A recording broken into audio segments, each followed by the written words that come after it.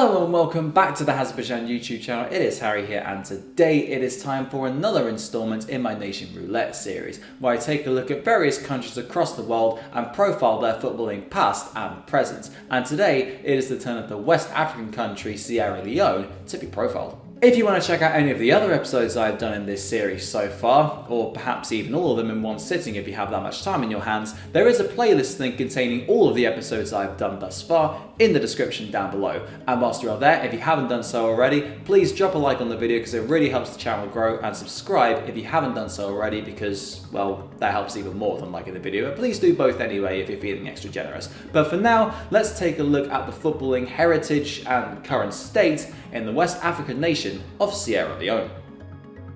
Sierra Leone, a country that covers 71,740 kilometers squared of land and has a population of just over 8.06 million as of 2015, is located on the southwest coast of Africa, sharing borders with both Guinea and Liberia. The land has been inhabited for thousands of years, and Portuguese voyagers gave it the name Serra Leoa, or Lion Mountain in English, but it was then altered later on to Sierra Leone. Over the course of the 17th and 18th centuries, European traders would use the country for trading both ivory and slaves across the Atlantic, but after the slave trade was made illegal in 1807, English settlers conquered the land the following year, subjecting the indigenous people to proselytization to Christianity and deplorable working conditions for the next century and a half. Throughout the 1950s, though, British control gradually subsided, culminating in Sierra Leone being declared a Commonwealth state in 1961 and then a republic exactly a decade later. Sadly, as has been the case with all too many countries upon them gaining independence, political uncertainty has reigned in Sierra Leone over the last 50 years or so.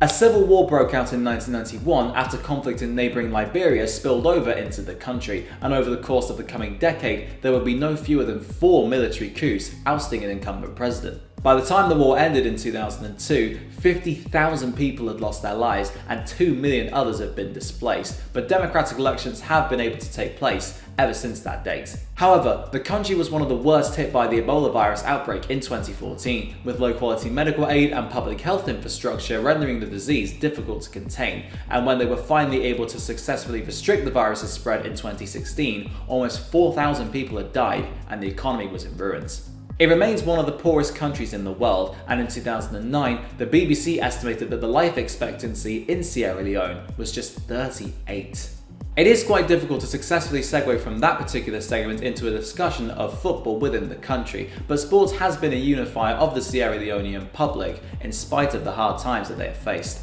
Football is by far and away the most popular sport in the country, although baseball and basketball do enjoy some popularity as well. British colonists introduced the game in the late 19th and early 20th centuries, with soldiers, students and businessmen in the capital city of Freetown playing football as a means with which to improve relations with each other. Games between Europeans and locals took place regularly, although the indigenous people would almost always be made to sit on the sidelines and watch from afar, underlying the superiority complex exerted by their colonisers. The introduction of railways allowed football's influence to spread considerably to other regions of the country, with the simple nature of the game being a key factor in maintaining its popularity, as other sports such as cricket, which was seen as an elitist sport, fell by the wayside. In 1923, the Sierra Leone Football Association was established, and 26 years later, the men's national team played their first ever match, in which they fell 2-0 to another British protectorate nation in the form of Nigeria. They only played in a handful of other games, mostly against other British-controlled countries, up until their full independence was formally granted in 1971, by which point they had already joined both FIFA and CAF.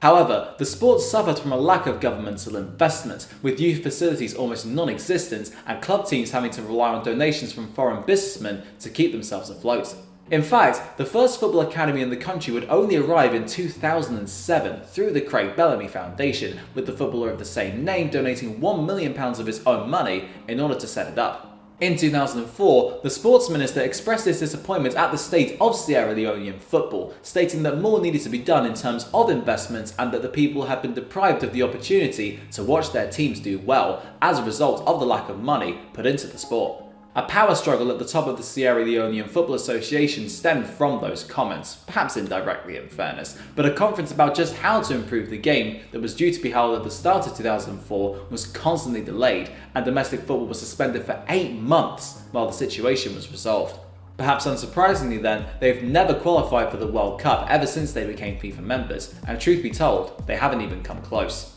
They've never made the final round of qualifying, and on the 3 occasions that they have reached round 2, which is the group stages before the playoff round, they've either come in 3rd or last in their respective groups. For this year's World Cup in Qatar, they were eliminated in the first round of qualifying following a 3-2 defeat on aggregate to Liberia, meaning that their run has extended to 11 straight tournaments without making an appearance. What could prove to be a hindrance in their attempts to qualify for the 2026 finals in the USA, Canada and Mexico is that they will have to play all of their home games abroad for the foreseeable future, whilst the national team's stadium, the Siaka Stevens Stadium, undergoes a $40 million renovation, paid for entirely by the Chinese government, although any redevelopment project funded by Chinese money in the country does come with a no questions asked policy about the Asian nation's domestic and global affairs and relations. That being said, they have made it to 3 African Cup of Nations tournaments in their history, including the most recent edition that took place this year, where they held incumbent champions Algeria to a goalless draw and then Ivory Coast to a 2-2 stalemate,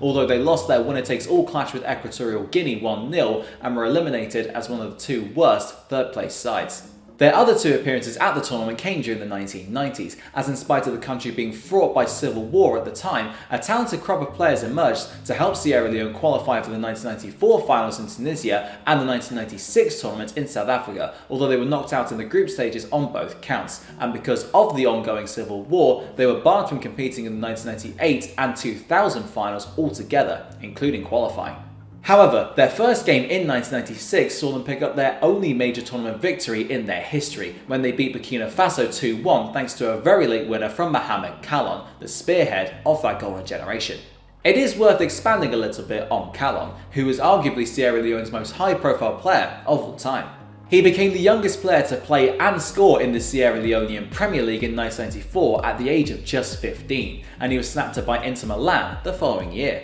He was then sent out on loan 4 times and then sold to Regina in 1999, but after good form for them and then Vicenza, Milan repurchased him in 2001 and he scored 19 goals in 61 games for them. However, injuries would hinder his second season with the Nerazzurri, and in September 2003 he tested positive for nandrolone and was banned from football for 8 months. He also purchased a club in his homeland for £19,000 in 2002, changing their name from Sierra Fisheries to FC Kallon, although despite producing a plethora of players who have gone on to play for the Sierra Leone national team, a figure Kallon himself claimed was around 80% after his bid to run for president of the Sierra Leonean FA was rejected, they've only won 1 league title in their history, which came in 2006. They currently sit in 3rd place in the top flight. Other high-profile players who have played for Sierra Leone in recent times include the likes of Kai Kamara, who is currently 5th in the all-time MLS scoring charts with 113 goals to his name, but who also fell on loan in the Premier League with Norwich in 2013,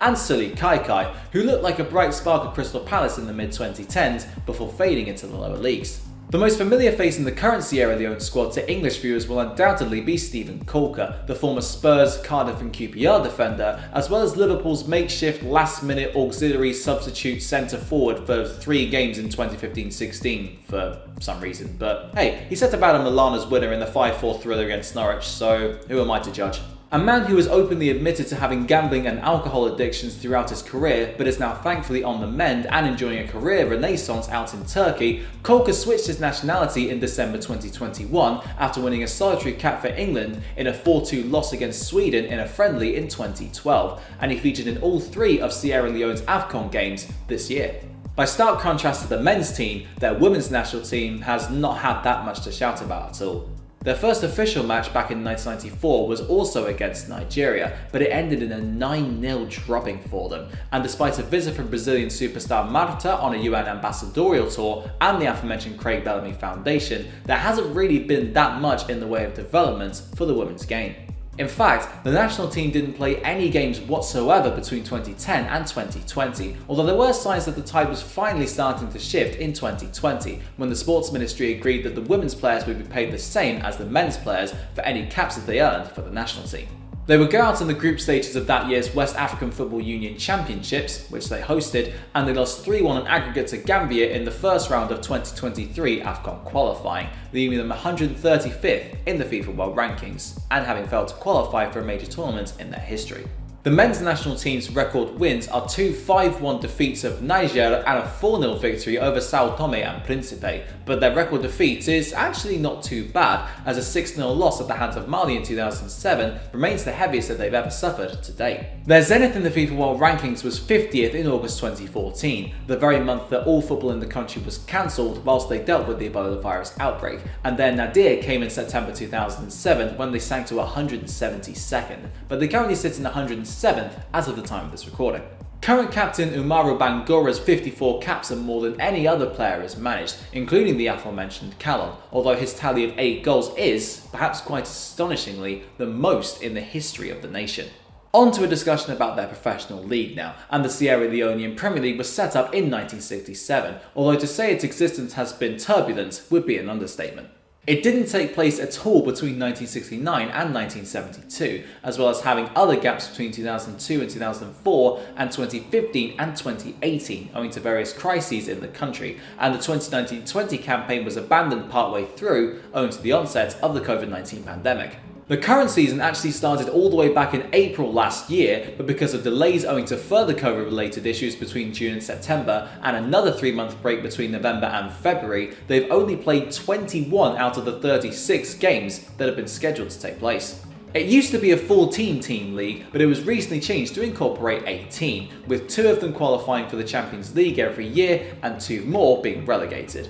East End Lions and mighty Blackpool are the 2 most successful teams in the history of the competition, with 12 and 11 titles respectively to their names, although it is currently Bow Rangers, who have never won a league title, who top the table after 21 games as of the time of this recording. The Sierra Leonean FA Cup, by contrast, doesn't really have a team who stands out from the rest in terms of titles won, with no one having won more than 4, although as far as I can tell, it hasn't actually been contested since 2016. I thought I'd end this video on an interesting but also wholesome story concerning the relationship between Manchester City and Sierra Leone. In 2003, a man by the name of Armani Sheku Kamara was selling sunglasses on a beach when he got into a conversation with a City fan called Tony Griffiths. The pair became friends and soon formed a team named Sierra Leone MCFC, which competed in the country's junior leagues, before Man City themselves found out about them and sent matchday shirts to the club at the end of the 2003-04 season to help them out. The club then went on to win the Sierra Leonean FA Youth Cup in 2008, and the following year, a bus was donated with the official Man City badge emblazoned on it. This, alongside other donations such as uniforms and textbooks thanks to a campaign launched with the help of former City player Paul Lake, led to Man City's profile increasing to such an extent that the Sierra Leone fan base of Man City became one of the biggest in the world outside of the UK. The story came full circle when, in 2010, Kamara was finally offered the chance to come to England and watch a City game live in the flesh, and he thanked the club for the efforts that they had done to help the country in their hours of need following the Civil War's conclusion. And that just about wraps up today's video looking at the footballing past and present of Sierra Leone. If you enjoyed this video, as I said at the start, please don't forget to hit that like button and subscribe to the channel if you haven't done so already, and check out all the other episodes that I've done in the Nation Roulette series using the playlist link at the top of the description or just below the description of the video itself down below. Thank you very much for watching, and until next time, I'll see you then.